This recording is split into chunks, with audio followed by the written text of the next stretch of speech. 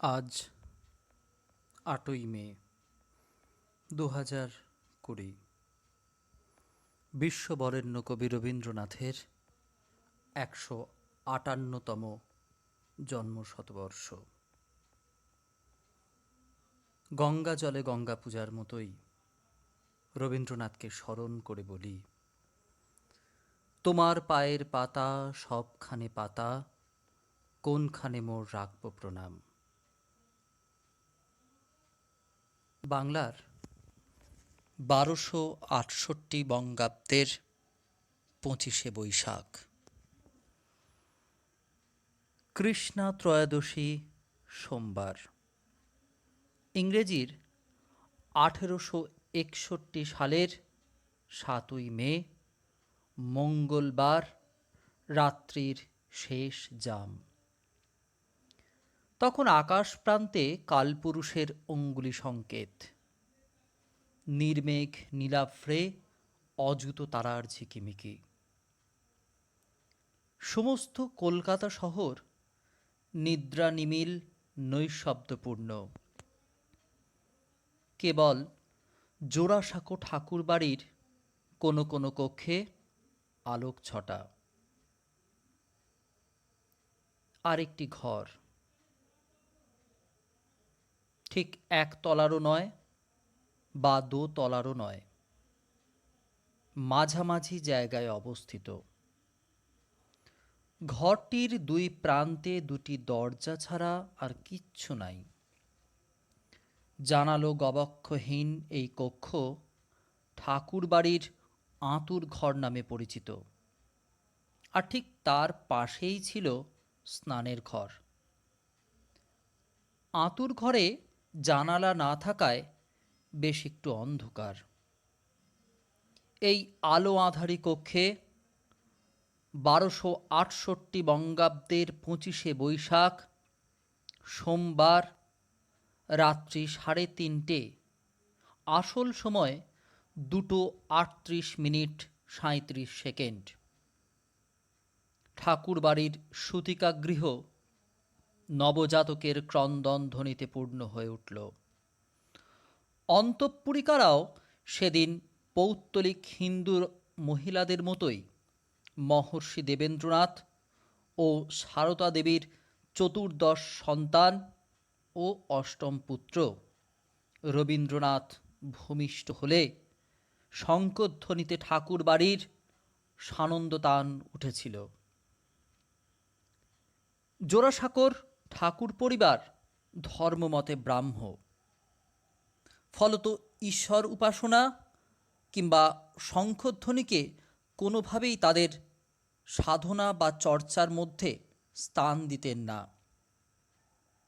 হয়তো এই সেই কবি যার ক্রন্দন ধ্বনিতে বিশ্ব বাতাসে বেজে উঠেছিল সুর, মোর নাম এই বলে খ্যাত হোক, আমি তোমাদেরই লোক। বিশ্ববিধাত্রীর একান্ত ইচ্ছায় কেবল আমাদের প্রিয় রবি ঠাকুরের জন্যই হয়তো সেদিন তাঁর মা সারদা দেবী স্বামীর কট্টর ব্রাহ্মবাদের নজর এড়িয়ে নিয়মিত কালীঘাট ও তারকেশ্বরের পুণ্যভূমিতে পূজা পাঠাতেন। আর সেই পুণ্যভূমির মানুষ হিসেবে আজ রবীন্দ্রনাথের ১৫৮তম জন্ম জয়ন্তীতে আমার সশ্রদ্ধ প্রণাম নিবেদন। একদা এক নবীন আগন্তুককে আসতে দেখে কবি প্রশ্ন করেছিলেন, কি বার্তা নিয়ে মর্তে এসেছ তুমি, জীবন রঙ্গভূমি, অমর লোকের কি গান গেয়েছ শুনি। রবীন্দ্রনাথ সেই কবি যার ভাষা শোনার জন্য মহাকাল কান পেতে রয়েছে, আর আমরা সেই ভাষা থেকে চুরি করেছি তাঁর জীবন ছন্দের মাধুর্য, মূল্যবোধ, বিবেকবোধ, মনুষ্যত্ববোধের প্রতিমূর্তিকে। তাই বলতে পারি তিনি সর্বত্রই বিরাজে। তুমি মিলেছ মোর দেহের সনে, তুমি মিশেছ মোর প্রাণে মনে, তোমার ওই শ্যামল বরণ কোমল মূর্তি মর্মে গাঁথা। বাঙালির বিচিত্র ভাব, প্রভূত চেতনায় বাধা পড়ে আছে রবীন্দ্র মনস্কতা। বাঙালি মন তাই আজও 25শে বৈশাখ দিনটিকে স্বপ্নে ও জাগরণে প্রতি বছর শ্রদ্ধার সঙ্গে কবি প্রণাম অনুষ্ঠানে মত্ত হয়। আবাল বৃদ্ধ বনিতা সকলেই তাদের প্রিয় মানুষটির জন্য নিজের হাতে মালা গেঁথে পথিকৃতে পরিয়ে দিয়ে উদযাপন করেন রবীন্দ্র জন্মজয়ন্তী। কবিতা, গান, নাটকে, নৃত্যে স্মরণ করে তাদের প্রিয় দাদা ঠাকুরকে। অফুরান প্রাণশক্তি নিয়ে 65 বছর বয়সেও যিনি গাইতে পারেন, এই আকাশে আমার মুক্তি, আলোয় আলোয় এই আকাশে, তিনি কোনোদিন সাজতে চাননি, বরং সাজিয়ে গেছেন তার সাহিত্যের বিশ্ব সংসারকে। তখন একদিকে বীরভূমের লাল মাটিতে রবীন্দ্রনাথ স্থাপন করলেন তাঁর সাধের বিশ্বভারতী। প্রভূত আনন্দের মাঝে কোথাও যেন বিষাদের সুর। এত বড় স্বপ্নের ইমারত তিনি গড়েছেন, কিন্তু পয়ঃপ্রণালীর সুবন্দোবস্তের অভাব। এদিকে তখন অর্থনৈতিক সংকটে কবির মনে অশান্তির ঝোড়ো হাওয়া। সারাটা দিন রাত টাকার সন্ধানে কবি ঘুরেছেন পথে প্রান্তরে, অলিতে গলিতে। এই সময়ে 1913 গীতাঞ্জলি রচনার জন্য সুইডিশ একাডেমি নোবেল পুরস্কারের কথা ঘোষণা করে রবীন্দ্রনাথকে আমন্ত্রণপত্র পাঠান। পুরস্কারের মূল্য প্রভূত। রবীন্দ্রনাথের চিন্তা কমল। বিশ্বভারতীকে এবার সাজাবেন নবরূপে, নবভাবে। বাঙালির মনেও তখন উৎসবের আয়োজন। কবি গাইলেন, এই মণিহার আমার নাহি সাজে, এরে পড়তে গেলে লাগে, এরে ছিঁড়তে গেলে বাজে, কণ্ঠ যে রোধ করে, সুর তো নাহি সরে, ওই দিকে যে মন পড়ে রয়, মন লাগে না কাজে। আমিও শ্রদ্ধার সঙ্গে তাই কবিকে স্মরণ করি জন্মদিনের এই পুণ্যতিথিতে। কৃষাণের জীবনের শরিক যেজন, কর্মে ও কথায় সত্য আত্মীয়তা করেছে অর্জন, যে আছে মাটির কাছাকাছি, সে কবির বাণী লাগি কান পেতে আছি। সাহিত্যের আনন্দের ভোজে নিত্য যা পারি না দিতে, নিত্য আমি থাকি তারই খোঁজে, সেটা সত্য হোক। শুধু ভঙ্গি দিয়ে যেন না ভোলায় চোখ, সত্য মূল্য না দিয়েই সাহিত্যের খ্যাতি করা চুরি, ভালো নয়, ভালো নয়, নকল সে শৌখিন মজদুরি। তার চোখের দিকে চেয়ে তাই বিশ্ববাসী আজও শরৎচন্দ্রের মতো সুর টেনে বলেন, হে কবিগুরু, তোমার দিকে চাহিয়া আমাদের বিস্ময়ের সীমা নাই। এক অতি সাধারণ রবীন্দ্র ভক্ত হয়ে আমিও আজ গর্বিত। আমি রবীন্দ্র দেশের মানুষ। রবীন্দ্র প্রাণ মনস্কতাকে গ্রহণ করেছি খুব আহ্লাদে।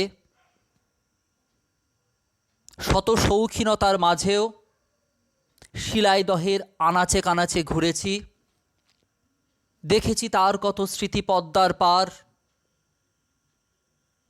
ভাটিয়ালি গান, ভাওয়াইয়া গানের সুরে মাঝির কণ্ঠ শিলাইদহের চরকে মথিত করে বেড়ায়। কুষ্টিয়া প্রাঙ্গণ থেকে কোথাও যেন রবীন্দ্র উস্কানি একজন রবীন্দ্র মনস্ককে এমন উথাল করতে পারে তার রাজশাহীর দিনগুলোকে আজও আমাকে স্মরণ করিয়ে দেয়।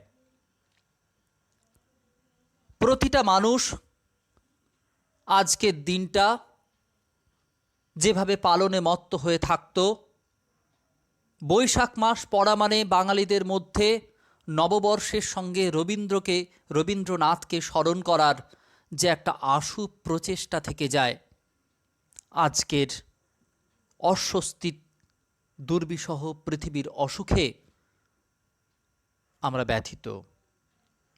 কবিকে তেমনভাবে উদযাপন করতে পারছি না।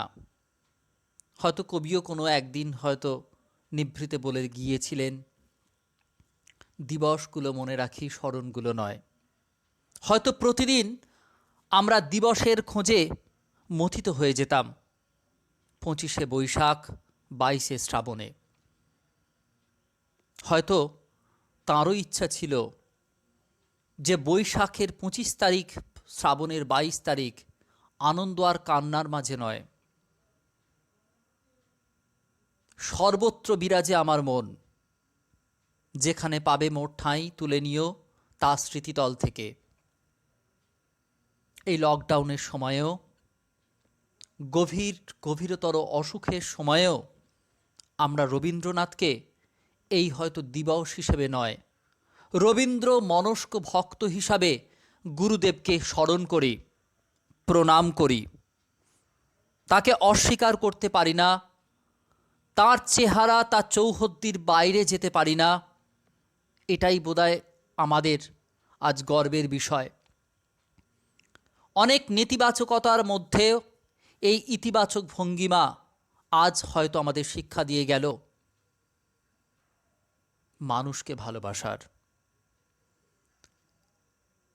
প্রচলিত অভ্যাসের দিবসগুলোকে মনে না করে রবীন্দ্র চিন্তা, শুভশক্তির উন্মেষ, পৃথিবীর ওপর এই অনাচার অত্যাচারগুলো যেন বন্ধ হয়, তাঁর শ্যামল বরণ কোমল মূর্তি যেন সকলের অন্তরে অন্তরে গাঁথা হয়, তিনি যেন আমাদের মেলামেশার, চেনা জানার মাঝখানের দূরত্বটা ঘুচিয়ে দিতে পারি আমরা নিজেরাই, তারই হয়তো সাধনার ইঙ্গিত দিয়ে গেলেন। তাই সবশেষে আমি কবির সুর তুলে বলি, যতদূর জ্যোৎস্না পড়ে সবাই সবার আত্মীয়। এই আত্মীয়তা বন্দিত হোক, নন্দিত হোক, শান্তি ফিরে আসুক সকলের জীবনে। এক পার্থিব ঠাকুরকে প্রণাম জানিয়ে তাঁর জন্মদিনে আমার কবি প্রণাম আজকের এই অনুষ্ঠান। আমি নমস্কার জানাই যারা আমার আজকের এই বক্তব্যটিকে শুনেছেন, যারা আমার বক্তব্যকে গ্রহণ করেছেন অন্তর থেকে, সকলকে আমি প্রণাম, ভালোবাসা, শুভেচ্ছা জানিয়ে, ধন্যবাদ জানিয়ে আমি আমার বক্তব্য শেষ করলাম। নমস্কার।